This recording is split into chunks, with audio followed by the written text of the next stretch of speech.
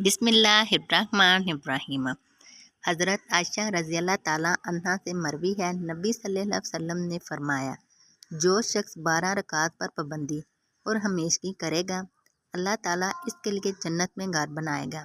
ان کی ترتیب یوں ہے: ظہر سے پہلے 4 اور بعد میں 2، مغرب کی نماز کے بعد 2، عشاء کے بعد 2 اور فجر کی نماز سے پہلے 2۔ سنن نسائی، حدیث نمبر 1796۔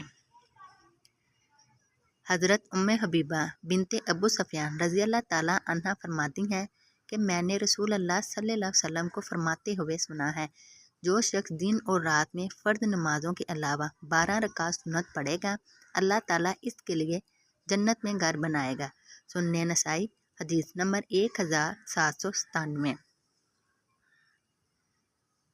حضرت ابن جریج بیان کرتے ہیں کہ میں نے حضرت عطا سے کہا، مجھے یہ بات پہنچی ہے کہ آپ جمعے سے پہلے 12 رکعات پڑھتے ہیں، اس سلسلے میں آپ کو کون سی روایت پہنچی ہے؟